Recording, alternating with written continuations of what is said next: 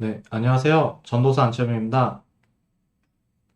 이번 시간에는 코넬리우스 반틸 선생님의 개혁신앙과 현대사상, 이승구 박사님이 옮기셨고요.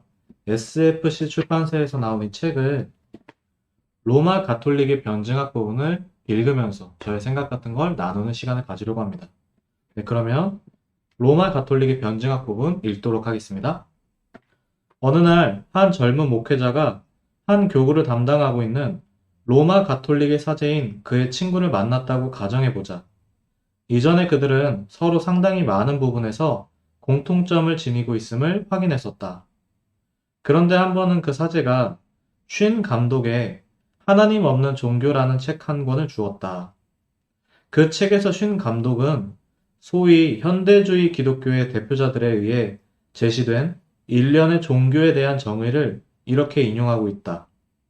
종교란 일련에 집중되고 복합된 심리적 가치를 노호하는 시간의 배틀에 투사한 것에 불과하다. 그리고 하나님에 대한 신앙이란 우주가 인간의 이상에 대해 호의적이라고 말하는 용감한 희망과 동의어이다. 그 사제, 신부는 모든 주관적인 종교의 정의가 결국은 종교 문제에 대한 개인의 판단권이라는 프로테스탄트 원칙에서 나온 것임을 알고 있었다. 그래서 그 사제는 이런 현대주의 프로테스탄티즘의 주장에 대해 루터와 칼빈에게 그 책임이 있다고 확신한다.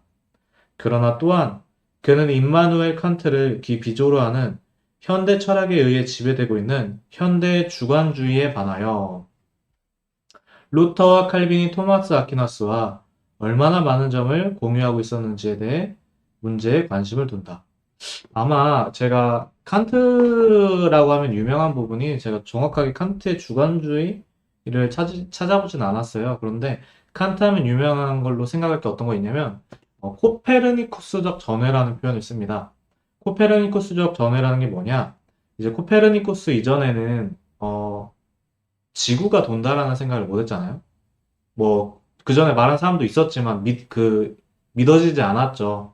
물론, 훨씬 이전에 그리스 당시에 벌써 말했던 사람도 있었지만, 어쨌든, 이런 것처럼 이전에 미처 생각하지 못했던 영역을 생각하게 되는 것만큼 놀라운 사건을 표현할 때 코페르니쿠스적 전회라고 하는데, 칸트가 왜 코페르니쿠스적 전회로 유명하냐면, 제가 굳이 주관주의라는 말을 이렇게 생각을 잠깐 추측을 해보냐면, 혹시 오류가 있다면 알려주시면 감사하겠습니다. 되게 유명한 게 칸트는 이제 자신의 두뇌 구조를 생각한 거예요. 다른 걸 인식을 할 때.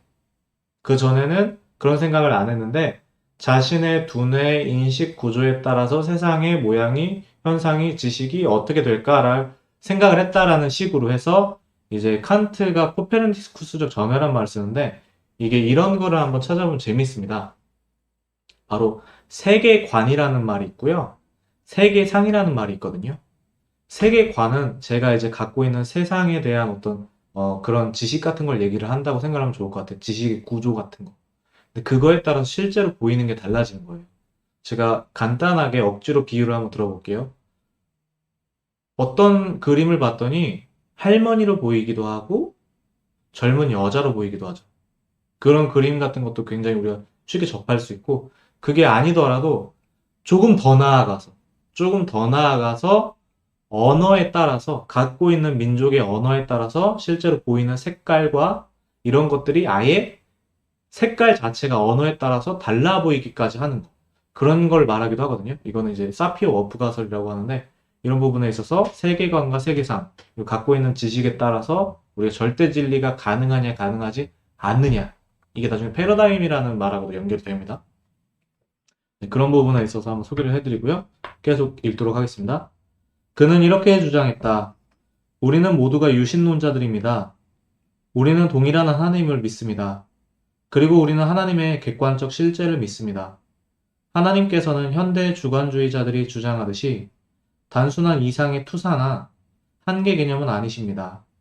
우리는 오직 그 마음속에만 하나님을 인정하는 사람들에 대항하여 우리의 공통적인 신론을 변호할 수 있어야 합니다. 그냥 이제 마음속에만 하나님을 인정하는 사람들에 대항하여 이런 부분에서 생각나는 게 뭐가 있냐면 이제 또 이런 게 있었어요. 실제로 따져보니까 하나님에 대해서 그 당시의 지식 수준으로 말을 하기가 과학적인 지식 수준으로 생각해 보기가 되게 무식해 보일 때라고 표현을 해볼게요. 그때 이제 나름대로 변호하려고 했던 것 중에 하나가 마음속에서 하나님 마음에 계신 분이 이렇게 논리적으로 머리로 이렇게 하는 게 아니라고 했던 게 좀 생각이 나는 것 같습니다. 그리고 우리는 모두 창조주를 믿습니다. 특히 사람은 하나님의 형상으로 창조되었음을 믿습니다. 또한 우리는 초대교회의 신조를 공유하고 있지 않습니까? 이렇게 우리는 역사적 기초를 믿습니다. 그러므로 우리는 분명히 그리스도를 단순한 이상이라고 말하는 사람들에 반해서 창조와 섭리, 그리고 나사렛 예수의 삶과 죽음과 부활이 역사적임을 함께 변호해야만 합니다. 사제가 젊은 목사에게 말하고 있는 이러한 설명에서 그는 기독교를 변증함에 있어서 토마스 아퀴나스가 얼마나 중요한 역할을 하는지를 제시하고 있는 것이다. 이 말을 듣고 목사는 성경과 교회의 권위를 받아들이지 않는 사람들에게조차도 기독교가 얼마나 합리적인가를 제시하기 위해 이제 합리적인가를 제시하기 위해서라는 부분이 포인트인 것 같습니다. 토마스 아퀴나스가 가톨릭 신앙의 진리에 관하여에서 공식화한 신존재에 관한 증명을 읽어야 한다고 동의했다. 제가 알기로 이제 그 토마스 아퀴나스 선생님이 아마 5가지 정도의 신존재 증명을 굉장히 유명하신 걸로 알고 있거든요. 그 부분이 생각나는 것 같습니다. 그리고 엔티에느 질송이나 자크 마리땡 등과 같은 현대 가톨릭 철학자들의 작품들도 읽어야 한다고 동의했다. 얼마 후 이 목사는 사제에게 한 가지 질문을 하게 되었다. 유신론이나 기독교가 참으로 합리적이라면 우리는 왜 권위나 신앙을 필요로 합니까? 그러자 그 사제는 토마스 아퀴나스는 이미 그 질문에 답했는데 우리는 이성만으로는 하나님이 어떤 분이 아닌가만 알 수 있다고 했다고 답변했다. 이게 사실 저희도 되게 많이 쓰이는 거거든요. 이게 아마 이게 그리스 당시부터도 이게 있었을 거예요. 어떤 거냐면, 부정으로 표현을 하는 거예요. 뭐가 아니다라는 식으로 표현을 하려고 하는 거예요. 왜냐면, 어떤 분이시다라고 하면은 오류를 포함할 수 있기 때문에, 그런 분은 아니시다라고 하면서 나름대로 표현을 하려고 하는 건데, 계속 읽도록 하겠습니다. 이는 다음과 같은 주장을 함의한다. 인간의 모든 지식은 감각작용에서 시작하므로, 여기서도 인식론이 나오죠. 제가 항상 말하는 영역이 인식론이에요. 우리는 언제나 인식론이 기초적인 지식으로 있어야 돼요. 신학을 하려면. 절대 빼먹으면 안 됩니다. 인간의 모든 지식은 감각작용에서 시작하므로, 지성은 우리의 무한한 감각작용으로부터 일반적 원칙을 끌어내야만 한다. 그러므로 인간은 이와 같은 방식으로서는 적극적인 하나님 지식을 가질 수는 없다. 저희가 항상 생각해 볼 게, 감각작용으로 얻는 것이 정확할 수 있느냐라는 것도 인식론에서 항상 고민거리였어요. 가장 간단한 예시로 우리가 그냥 억지로 또 예를 들자면, 나무를 보면 나무 막대기가 이렇게 돼 있는데 물에 들어가 있으면 이렇게 휘어져 보이죠. 그거 보는 거 믿을 수 있냐 이런 것처럼. 그리고 이제 그거하고 더 관련돼서 알고 싶으신 분들은 제논이라는 사람이 있거든요. 회의주의자 제논, 피론주의자들이라고 할게요. 그런 사람들 거를 찾아보시면 또 굉장히 재밌는 그런 그 얘기들을 보실 수가 있고, 포스트 모더니즘이라든지 이런 부분에 있어서도 한번 생각해 볼 거리가 또 많이 제공이 될 것 같습니다. 그러므로 인간은 이와 같은 방식으로서는 적극적인 하나님 지식을 가질 수는 없다. 단지 부정의 방법으로서만. 즉, 하나님은 어떤 분이 아니시다라고 말함으로써만 하나님에 대해 말할 수 있다. 즉, 하나님은 유한하지 않으시다. 그는 신체를 갖지 않으신다. 인간의 모든 제한을 갖지 않으신다고 말해야 한다. 그러나 이 부정의 방법은 더 우월한 방법으로 보충되어야만 한다. 즉, 우리는 인간은 불완전하나 하나님은 완전하시다고 말해야 한다. 그러나 이렇게 하나님께 대한 적극적인 주장을 하려면 그렇게 하는 일에 대한 교회의 권위의 승인을 얻어야 한다. 하나님께서 삼위로 계신다는 것은 이성에 반하는 것이 아니라 이성을 초월하는 것이기 때문이다. 이성에 반하는 게 아니라 이성을 초월하는 것이기 때문이다. 그러므로 하나님의 성품에 관해서는 어느 정도 자유로운 적극적인 주장이 가능하나 성육신과 같은 신비에 대해서는 권위에 의거하지 않고는 아무런 적극적 주장도 할 수가 없다. 여기서 지금 말하는 거는 권위에 의거한다는 표현을 했습니다. 지금 이성을 초월하기 때문에 우리가 권위에 의거해서 주장한다. 그리하여 자신의 이성만을 유일한 판단 준거로 삼는 사람들에게 우주의 창조주여 섭리자이신 하나님을 믿을 필요가 있다는 것을 보여주어야 한다고 주장하게 된다. 즉, 유신론이 이 세상을 가장 잘 설명할 수 있다. 왜냐하면 유신론이 범신론은 이제 제가 봤을 때는 이제 저는 이렇게 생각을 하거든요. 그냥 다 이제 그 신인 거예요. 심론이 있고 범신론이 있는데 다 비슷비슷하다고 저는 생각을 합니다. 이 다 신인 거예요. 이신론은 이성을 신으로 하는 개념인데요. 이게 계몽주의 시대 때 있었던 개념이고, 지금 사실 사람들은 자기들이 그렇게 의식을 하지 않지만, 지금도 이신론이라는 그 영역은 세상 사람들에게 굉장히 크게 뿌리 박혀 있습니다. 이성이 신이 시대인 거죠. 이성을 신으로 하는 거죠. 이신론, 데이즘. 이신론보다 과학에 의해 밝혀진 사실과 일치하기 때문이다. 유신론이 과학에 의해 밝혀진 사실과 일치하기 때문에 범신론이나 이신론보다 유신론을 믿어야 한다. 믿을 필요가 있다라고 주장을 한다는 거예요. 가톨릭이. 가톨릭에서 이 부분이 여기서 언급했던 이 가톨릭 그 감독이. 이렇게 유신론이 사실과 논리에 더 일치하므로 다른 입장보다 더 진리에 가깝다는 것을 알게 되면 인간은 그때야 비로소 그를 둘러싼 신비의 영역으로 쉽게 나아갈 수 있도록 되는데 여기서는 또 권위만이 말할 권리를 가진다라고 합니다. 이성을 초월하는 영역에 있어서 우리가 또 합리적으로 생각을 했을 때 이렇게 나아갈 필요성은 뭘로 해야 되냐? 권위로 해야 된다. 이런 사제, 신부의 설명을 들은 후에도 그 목사는 도대체 그렇게 해서 전문가들의 논쟁에서 벗어날 수 있을까 하는 의구심이 생겼다. 이 신부의 말이 정말로 참된 도움이 되는가? 그렇지 않다면 교회, 특히 전문가인 교황은 아무도 바로 볼 수 없는 신비에 쌓여 있는가?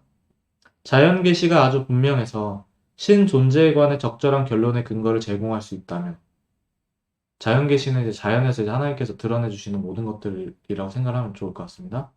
또 하나님이 어떤 분이 아니라는 것을 보여줄 수 있다면 권위에 근거해서 신앙의 신비를 받아들인다는 것이 어떻게 합리적일 수 있는가? 그죠? 결국에는 합리주의를 주장을 하는데 합리주의가 아닌 걸로 가는 거죠. 이제 이게 저희가 이제 존 엠프레임 선생님 같은 경우에도 칼빈 선생님에게 그때 수학하셨던 분으로 알고 있는데 이런 분이 이제 잘 드러낸 게 있어요. 합리주의를 극단적으로 가는데 갑자기 신비주의로 간다든지 아니면 신비주의를 극단적으로 가는데 갑자기 합리주의로 간다든지 그래서 이런 부분에 있어서 역사신학 같은 거 강의하시는 분들이나 아니면 어떤 다른 분들이 얘기할 때 신비주의는 결국에 합리주의로 가고 합리주의는 신비주의로 가고 뭐 이런 얘기를 할 때 이런 부분에 있어서 저희가 말을 그렇게 표현을 하는 걸 생각해 볼 수가 있습니다. 그렇다면 신앙이란 아무도 알 수 없는 주장들을, 이성을 초월한 주장들을 권위에 근거해서 받아들이는 것이지 않은가? 그렇다면 우리의 객관적 입장이 불신자의 주관적인 입장보다 더 나은 것임을 어떻게 증명할 수 있는가? 그죠? 우리의 객관적이라는 입장이 불신자의 주관적인 입장보다 어떻게 더 나은 것이라는 걸 말할 수 있는가? 증명할 수 있는가? 권위가 불가결하거나 지식의 기초라는 것이 받아들여지지 않으면 더 나은 것이라는 의무가 있을 수 없지 않은가? 다시.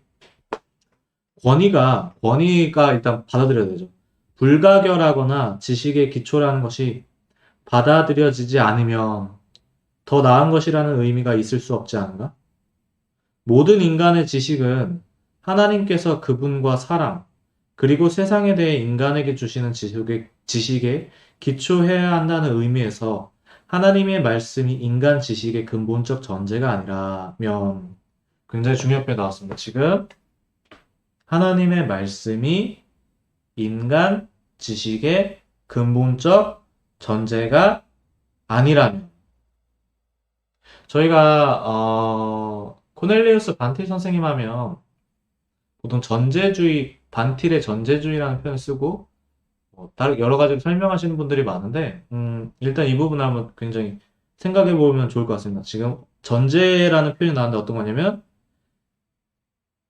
인간의 모든 지식은, 모든 인간의 지식이 하나님께서 그분과 사랑, 그리고 세상에 대해 인간에게 주시는 지식에 기초해야 한다는 의미에서 하나님의 말씀이 인간 지식의 근본적 전제가 아니라면 이 부분을 한번 생각해보면 좋을 것 같습니다.